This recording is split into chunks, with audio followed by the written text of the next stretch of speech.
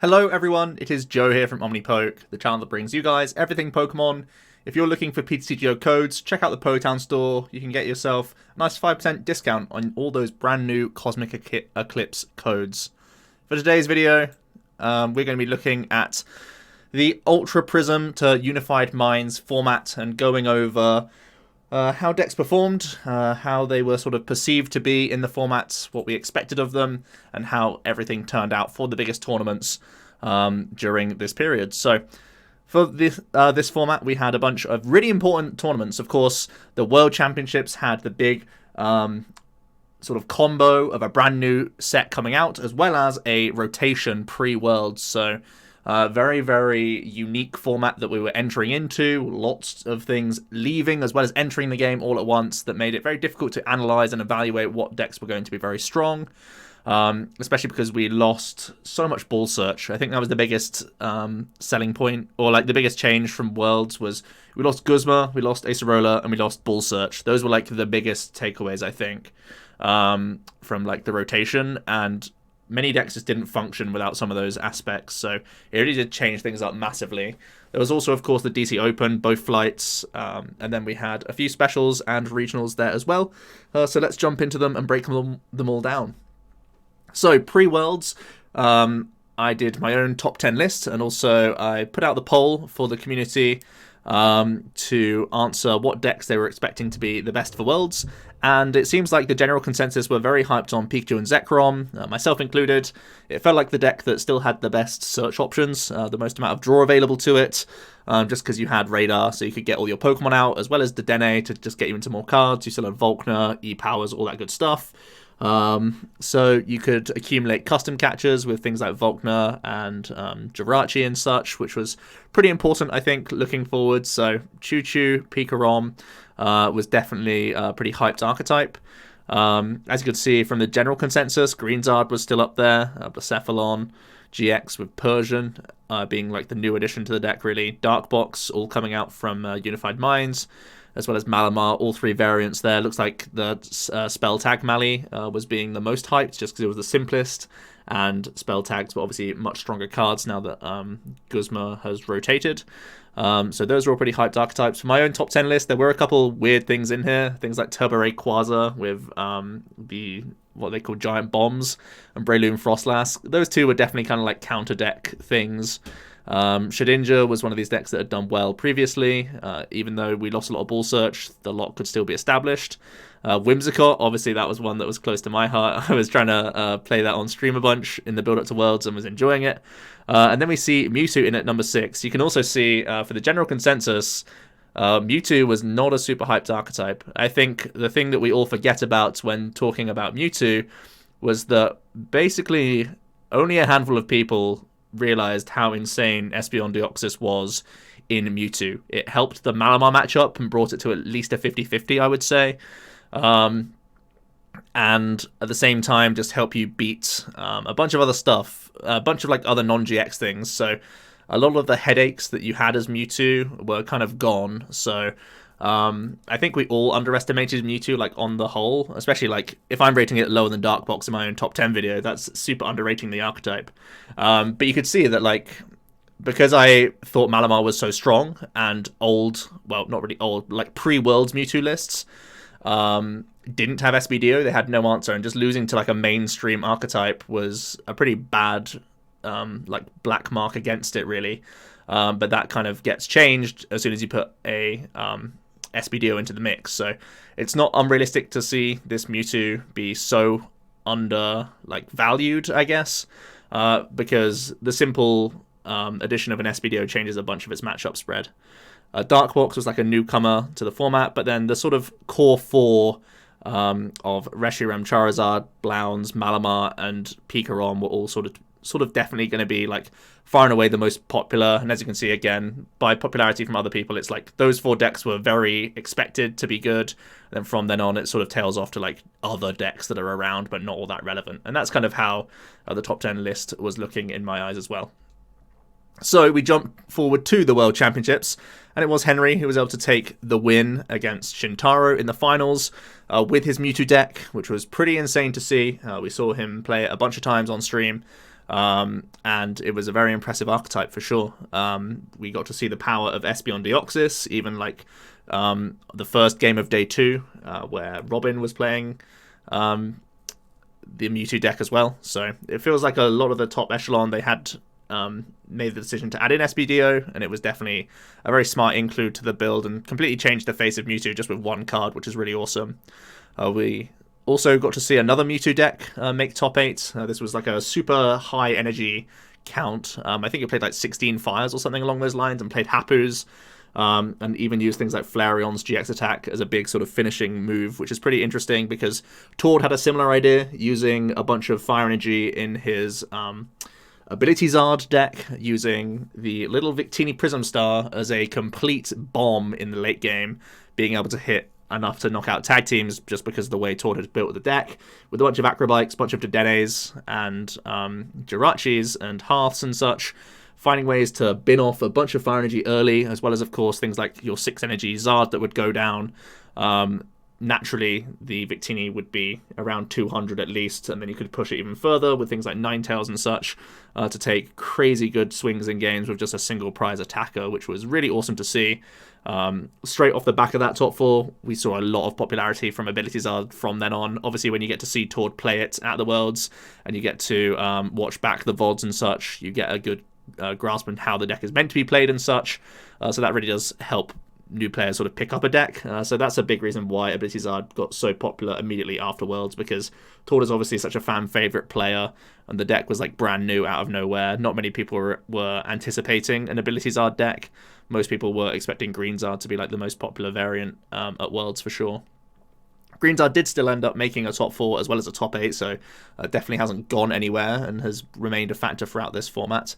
The DDG deck, the sort of surprise deck that they brought to the tournament, was Pidgeotto Control, which got all the way to top 8 with Isaiah Williams. He eventually lost to Shintaro in that top 8 game, but yeah, Pidgeotto was, a non-deck until now. The only real control archetype we had seen was Shedinja before now, but now using Oranguru just to handlock people with the addition of Reset Stamp coming from Unified Minds, as well as Chip Chip, we definitely had great ways to completely control the opponent and lock them out of doing anything, and then just using a Oranguru to out-resource the opponent and run them out of stuff. So yeah, Pidgeotto Control was sort of born at Worlds and has definitely kicked on from then.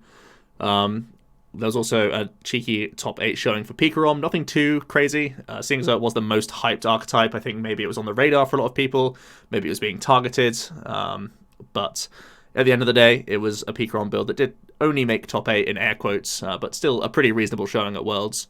Other such stories are that there was a lot of Guardian in top 16 of Worlds. This was again one of these archetypes that wasn't super on the radar. Both myself and the community didn't really have it among like the top 10 decks. I remember a handful of people were sort of championing it in like some streams and stuff, but most of the time people were looking towards other archetypes. But Guardian, with its charms, obviously had a pretty nice matchup against things like Mewtwo and Pikarom. So it sort of came in as a counter deck and almost made their way to top 8, which was pretty interesting, to be fair, because it wasn't really a known quantity too much until the World Championships. Also, we did see a pretty decent placement for Darkbox, surprisingly. It made top 16 at Worlds, and people completely forget that. I'm surprised that Darkbox didn't really kick on from there. It felt like even before Worlds actually happened, Darkbox hype had already died. After 2 testing on the ladder with Dark, 2 weeks of testing or so on the ladder with Dark, people were already like, yo, this is really clunky and bad. So it did get a top 16 finish, but it's just no one ever decided to pick up Darkbox from then on, basically. Then we go to the 17th of August. Oh, sorry, this is the next day. So once all the scrubs, like myself and a handful of other people, didn't make it into day 2 of Worlds, we all had to face each other once again in the open. In the first flight, it was Pidgeotto Control piloted by Igor Costa, who was able to take the win. Also, in the high finishing spots were a Naganadel Malamar deck. This is Naga GX, and you would oftentimes use Malamar to power up sniping attacks from Naganadel, the 170 snipes, as well as the Naganadel being your backup draw engine, which is pretty sweet to see. There was a Baby Blacephalon that made not only top 8 but also was in the top 16 of placements. A Slowduck got 9th, which is absolutely insane. Slowduck was definitely like a sort of meme archetype when we saw it come out, and no one really batted an eyelid to the archetype other than just fun factor. But it did get a crazy 9th place finish, which is pretty sweet. Also, there was a Quagnag that did pretty reasonably well. But for the rest of the top 16 spots, it was basically just a handful of Greenzard and Pikarom. They were just sharing the spoils from then on. In the other DC Open flights, it was Naga Chess. And yeah, I think basically only Xander has been able to achieve greatness with this archetype. It seemed to be a wacky combination of 60 cards that he'd ironed out and no one really could understand. He was punishing people for all sorts of things that they can't play around, but who would be playing around the handful of cards that he had that could just evolve from a Ditto? People would have just got caught in the crossfire of all sorts of things at different times of the deck and not really knowing what was going on, I imagine, for the most part. I still kind of don't when you face Naga Chess. There's so many things that you have to try and play around that it's a very difficult deck to pilot, but also to play against, especially when it's something brand new that no one's seen before. A couple Mallies made it, well, actually a couple Psychic, as well as a couple Tina Chomps. So this flight, the second flight of the Open, seemed to be a pretty good one for the Malamar players. 2 in top 4 and 2 in top 8, which is pretty insane for each of these different builds, especially because Tina Chomp after Worlds, like Malamar was on a super low trend because so many people played it day 1 and didn't make it through. That a lot of people just sort of wrote off Malamar as being like an overhyped deck that was actually just a bit too clunky or too slow, caused too many ties, etc. And that was definitely my feeling after Worlds, especially when you saw no Malamar in top 8 of the day 2, like the main event. It really did give Malamar like a bad reputation, really. So the Open did very well for it, but Tina Chomp really was just sort of like dropped after this event, really. Pikarom got a second place and a bunch of top 16s as well, so it kind of solidified itself as being like a very consistent archetype, getting a bunch of placements in and around the top for both the Open flights as well as a top 8 in the main event. Greenzard as well, similar story, some decent placements there. And there was also a Keldeo Victini deck that made it all the way to 12th, which is pretty interesting. So from then on, there was the Melbourne special just at the end of August. Kywin, who got top 8 with his Pikarom at Worlds, actually won the Melbourne special with a few changes from his list, but still, you know, the core was there. I think the biggest change Kywin made was adding in a power plant or 2 to his list. And yeah, that's pretty dirty. It basically added a whole new sort of disruption approach to this deck because you could now have Stamp as well as power plant combo to make life better against Mewtwo. So it was basically a knee-jerk reaction from Kywin to react to Mewtwo becoming a more relevant archetype in the format, which is definitely reasonable and helped him get the win, I'm sure.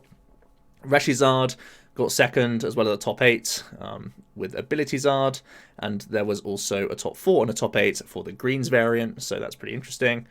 Henry, after winning Worlds, he didn't sit around and just look at his trophy with glee. He turned up to Melbourne and he got a nice top 4 placement with Mewtwo, and also there was a Nagquag in the top 8 as well. Other big stories were that there was a Keldeo Stoice deck, basically just trying to power up Keldeos faster for better results.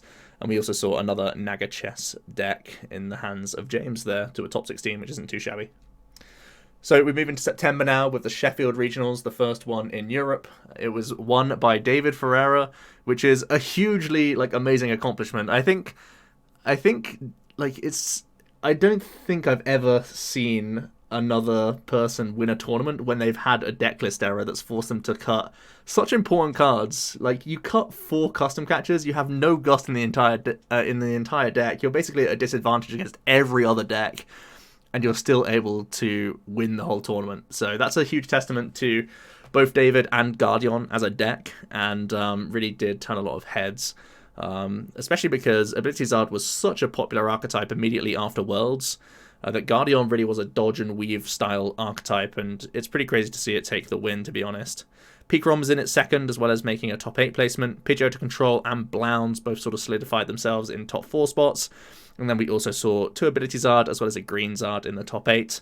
Other real notable placements was another Blacephalon in top 32, as well as just short of the mark, another Keldeo Bronzong. So these sort of Keldeo-based decks all sort of falling short of the mark, but still being relevant in the format, just because they were such annoying cards to deal with.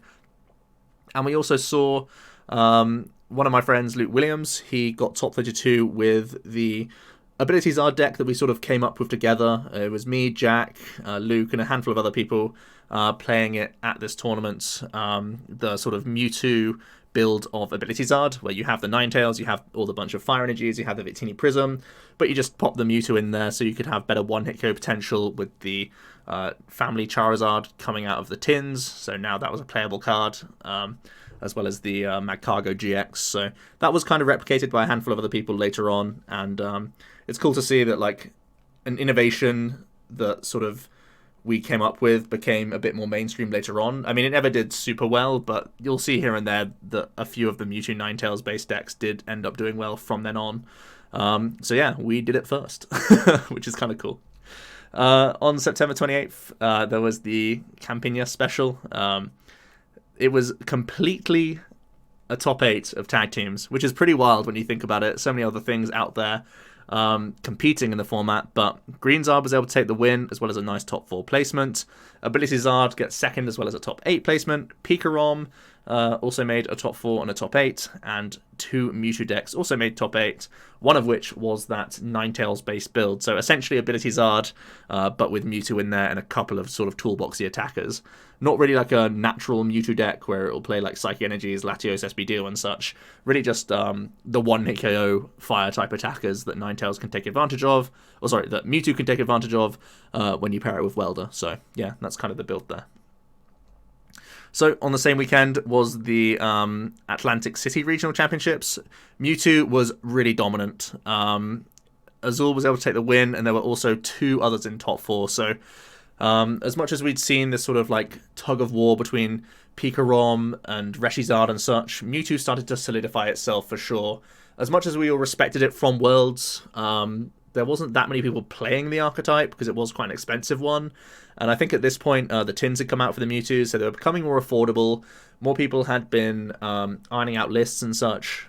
So the DDG guys definitely paved the way for Mewtwo to do well with the win, as well as 2 others in top 4. Pidgeotto got second, and Grant Manley brought the Jirachi engine to the table, which is really awesome. I'm still a big fan of that sort of build because you just brick less, and bricking for a deck like this is horrible because you basically can't win the series from then on because you'll never be able to perfect lock someone twice in, within 50 minutes to recover the game that you lost, like just by getting donked with a Pidgey and not finding an Elm and whatnot. So Jirachi is a big deal just to get yourself into the game so that you just win a long game 1, essentially.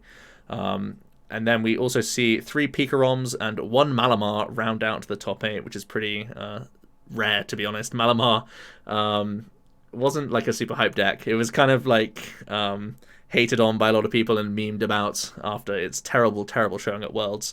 But 1 Mally did end up squeaking all the way to top 8.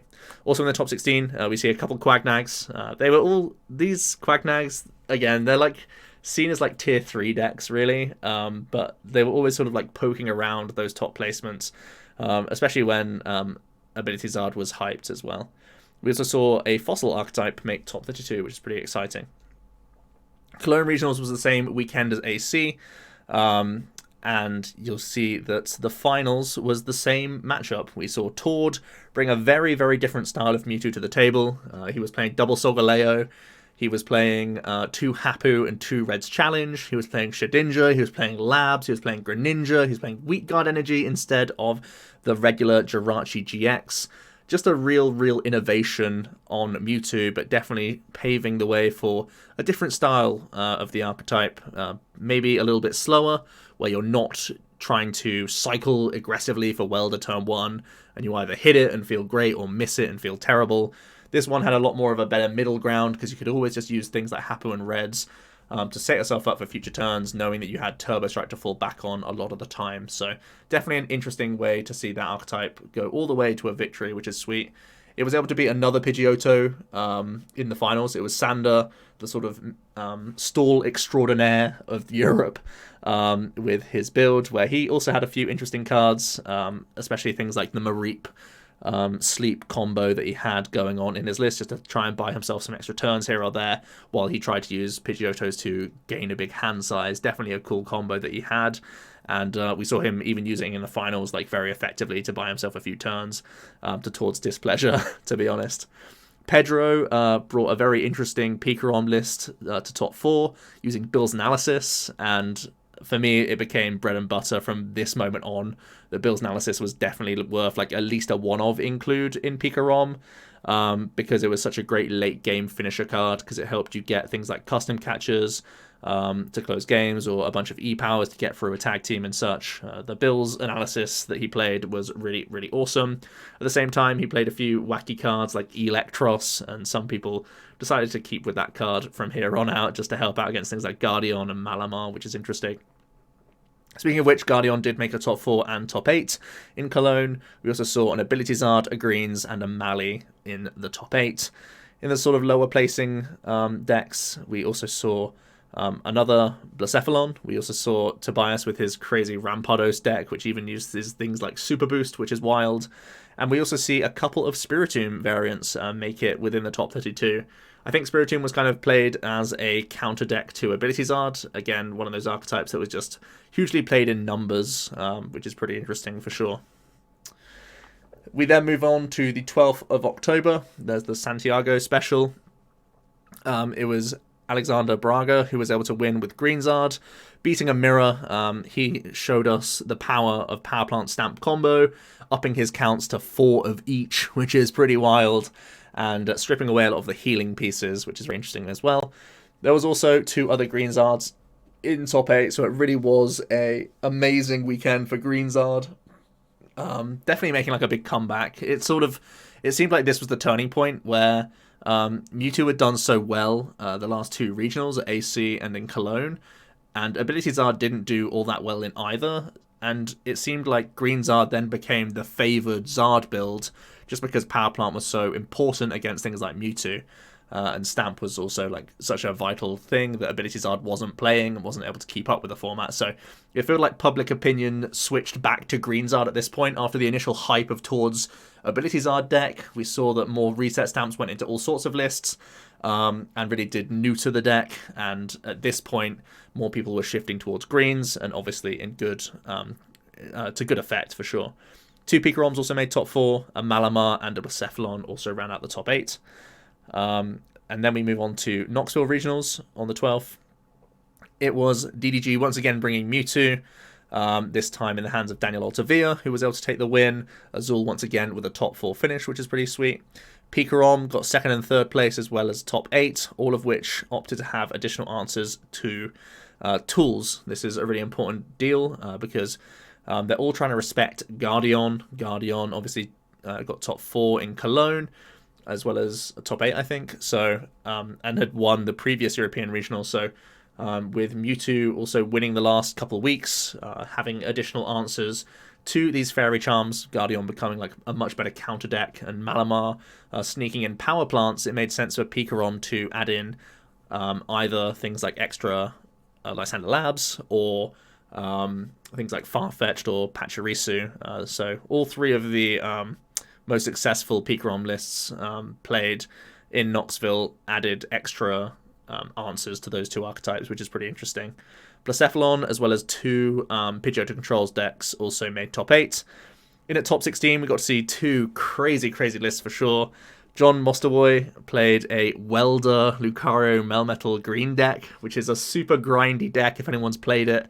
Malamar hates to see this archetype. You literally do nothing against it because they basically minus 80 damage each turn, so the Giratina does 40 and 40 to itself, essentially, which is just very sad, especially when the list played a bunch of mixed herbs, as well as a bunch of great potions, and yeah, essentially it was just trying to outgrind people. Obviously had good type coverage against Guardian, and you had things like Frying Pan to at least be okay against the Zards, but yeah, the archetype was pretty interesting to see nonetheless. At the same time, we see Jeffrey using Baby Blacephalon and Pidgeotto.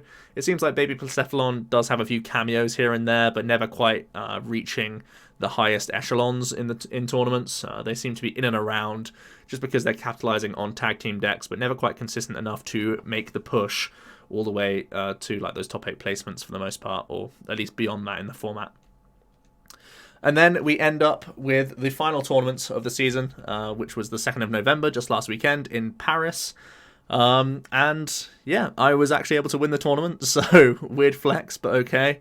I played Pikarom, and 2 others also made top 4, and 2 other Pikaroms in top 8. So that's 5 total Pikarom in top 8 or better placements. So it really was a fantastic pick for the tournament and seemed to make it through. I think a lot of the best players for this tournament all chose to play Pikarom.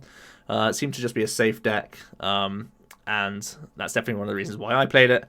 The picture you're seeing on the far right, that's taken by our very own Jesper Eriksson, who even did a text commentary of the finals between me and Joshua, who was playing Green's Baby Lounge to make it to finals. You might know him better as Zapdos TCG. Yeah, Green's Blounds having a huge performance right at the end of the format.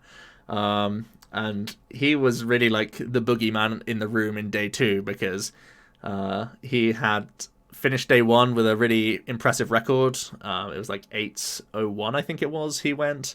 And then he was just detonating all the Pikas in day 2 because there was 10 Pikaroms in day 2 and then a bunch of other like good matchups for Green Blounds. So he quite easily made his way to that top 8. He was able to like ID a couple times as well, I think. Oh no, I think he played his final round just to help one of his friends get into cut. But regardless, he made it his way to top 8 and was able to beat a Pikarom in top 8 and in top 4. So I was pretty scared when I was in the finals against him. But fortunately, Stamp was on my side for that one. Also in top 8, there was Quagnag. Again, one of those decks that's in and around like top 16s and top 32s here and there. But that also had like a big result, I guess you could say.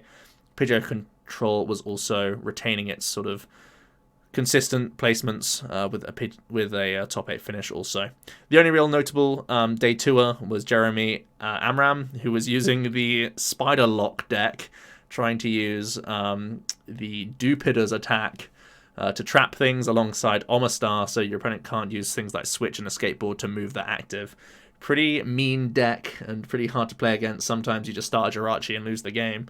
So yeah, pretty wacky stuff overall.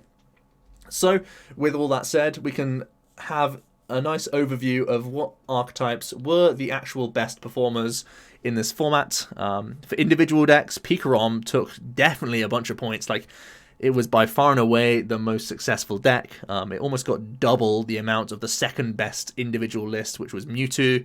Then we see the Reshiram Charizards, the ability-based build doing slightly better than the greens overall. That could definitely point to the amount of play that it saw, like a huge wave of play that it saw after Tord did well with it. And greens definitely seemed to tail off at the start and then pick back up pace to the latter stages of this format. Guardian with a nice bunch of points there as well. Malamar still getting a handful. Pidgeot Control steady as always. And then we see some of the lesser Malamar builds as well as Big Blounds sort of rounding out the top 10 for individual decks there. And then for overall archetypes, again, it's a much closer story this time where Pikarom does still end up on the top spot, but the Reshizard seemed to be getting a bunch of points itself. Mewtwo obviously only really having, although it did have like 2 builds of Tord's build and then sort of the DDG list, I guess you could say, the more simplistic Mewtwo that was more sort of streamlined towards Welder. It was all just trying to do the same thing, very much so with the style of attackers that it had. Whereas the Reshizards, when you bulk them together, although they play very differently, they do have a big lion's share of the points in terms of any other archetype. Malamar as well, kind of like disrespected as an archetype overall. I think that's mainly just because of how incredibly poorly it did at Worlds. Yes, it did badly, but it did it really badly. Like a lot of people just flopped day 1 because they kept tying mirror matches basically. So everyone was having a sad time. They were basically knocking out each other. all these Malamar players. So, and I was one of those guys, of course. So, yeah, Malamar just left a bad taste in the mouth for a lot of players who were at Worlds, and then many people avoided the archetype for the longest time, and then it kind of crept back in as Mewtwo was doing well, because people were trying to add in things like Power Plant to their list to try and beat the Jirachi GX, etc. So Malamar did end up finding a definite sort of footing in the format for sure.